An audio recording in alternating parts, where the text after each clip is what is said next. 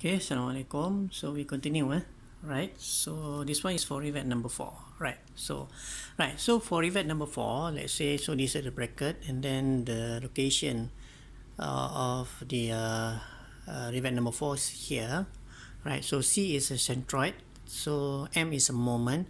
So we know that earlier that the moment is in a clockwise direction due to the forces of Py, right, times the distance from point of float to the centroid, so we get a moment. Now for tangential force, which is F4, so F4 represent the tangential force for rivet number 4, right? So this tangential force must be perpendicular to the distance R4.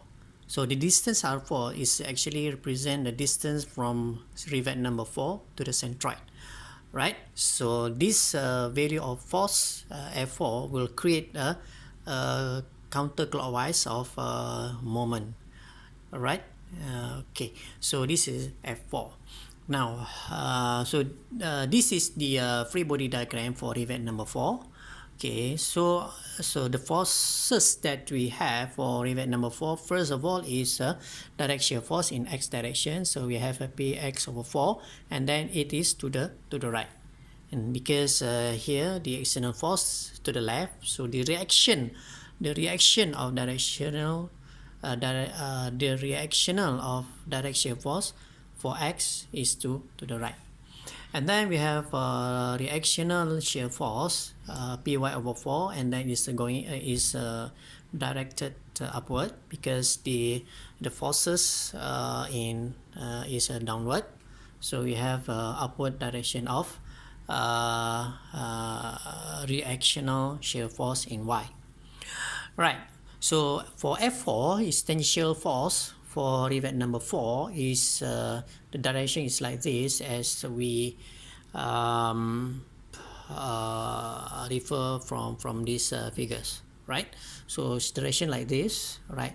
So right now we need to determine the angle, right? So it depends on you. Okay, so in my case I just want to create my own angle. So what I did was, so I know that the alpha, because the alpha here is with 100, and then in y, and then 25 in x. I actually get this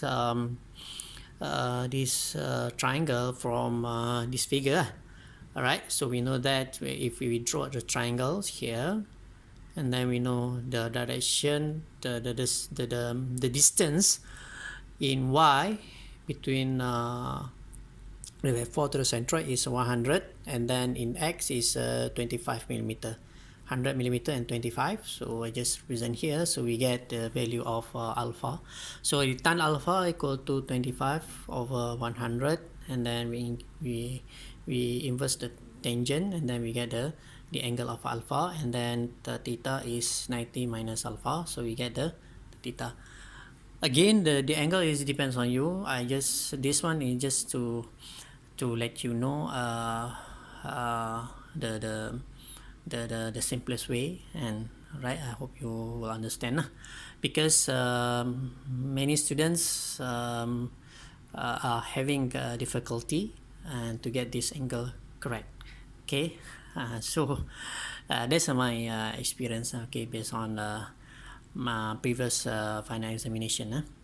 All right, so after we have determined all these angles, and then we do summation of forces in x and y, right? So summation of force in x equal to px over plus f4 sine theta, because here px over 4 is to the right, and then if we resolve force f4 to the right, we get f4 sine theta, right? So we get a right direction of the forces, right? So that's why we have a px over 4 plus f4 sine theta, and then you will get the answer.